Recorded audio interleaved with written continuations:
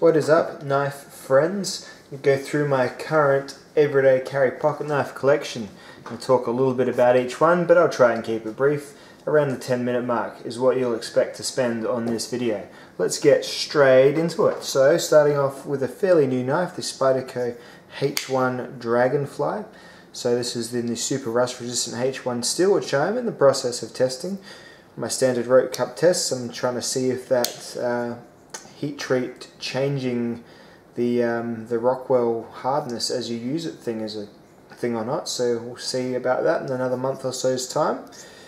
It's a good little knife though, super light, fits really nicely in hell, most places really, except in your butt. Don't put knives in your butt. And then there's a American Lawman which arrived just today, and I was very happy to see it show up. I really regretted selling my first American Lawman, and now I've got it in this flat dark earth G10 composition, which is like pretty much a dark tan G10. Really good knife, really thin, great steel, really good price. You pay anything from between 100 and 150 bucks depending on where you want to buy it from, and if you're happy to wait for a US seller and whatnot. But I got it from Blades of Oz, and awesome knife. Spyderco Spidey Chef, one of my favorites. A sort of good general house pocket knife really.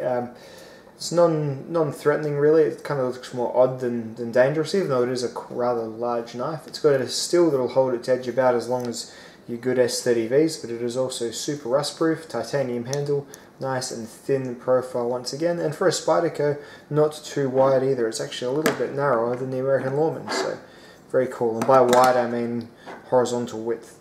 This is a Kershaw Fraction. A review is coming of this knife pretty soon. It's a really fast flipper, mainly just due to its really lightweight handle and strong detent.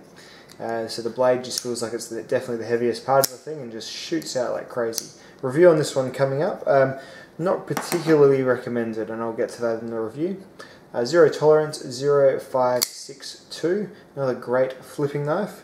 Comparable to probably like the Cold Steel American Lawman for just being a really good hard working work knife. A little bit bigger than the Lawman, and you know, a fair bit heavier as well. The Lawman is a super light little knife for the capability that you get.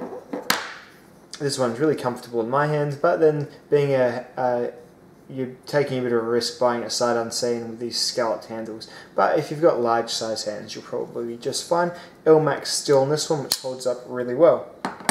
The Alma Falcon, possibly my most carried knife. Another really great lightweight, low profile little knife. Really acceptable, looks like a steak knife to take out in public and use to cut sandwiches, cut apples, cut food up.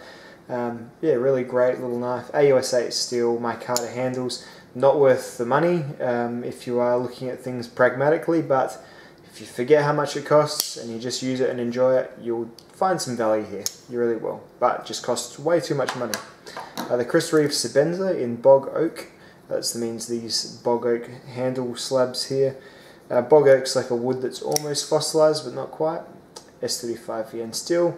I really like this knife, but I think it is bullshit that if you take the lanyard out, you have a rattly lanyard hole. I think that sucks. I would rather they did the lanyard a different way. I do like the colorations, like the pins, and the thumb studs are kind of golden. It's great, but they've gone a bit too fancy with their lanyard ring. Let's see that there. And it's supposed to move with the lanyard in it, and so when the lanyard's not holding it in, it rattles, which annoys me. A Leatherman Skeletal CX 154cm plain blade. This one's been worn to shit. I've used this whole lot of this knife. I use the rest of the multi-tool as well. This has had all sorts of edges on it, work sharp, Tormek. It's kind of wearing I was trying out my stones the other day, just my manual action stones, and it's wearing a bit of a dodgy sort of home convex edge right now, but I'm sure I'll get to fixing it eventually. My favourite knife, the Benchmade 940. I love the hell out of this knife.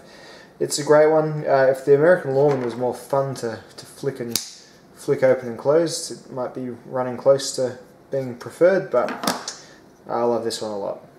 This one, the Spidey Chef, yeah, maybe this one and the Spidey Chef are my favourites. Then the ZT and the Lawman, the Falcon. Geez, they're all good. There's a reason they're all here, it's because they're all good. Speaking of really good, the Kaiser Gemini.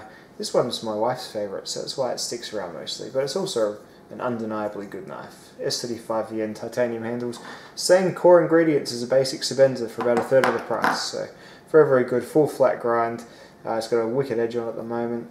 No worries at all from Kaiser from me so far. Some people have had some bad luck. They're not the fit and finish perfectionists that they seemed to be at first. Some people have had Kaisers with issues, but that is that. Other weird knives I've got, this is from my buddy Chris. This is like the Australian Army little pocket multi-tool thing. This one's made in Japan, which is really interesting. Often these are like Sheffield made things, but this is the Japanese variant of it. I'd be very curious to know what steel that was.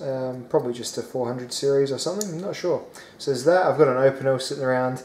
But that's about it. I've got my Miguel Nieto hunting knife, but these are the ones that I'm actually EDCing. This is just more of a curio piece. So I hope you found some interest in my little collection. Thanks dudes, I'll see you in the next video.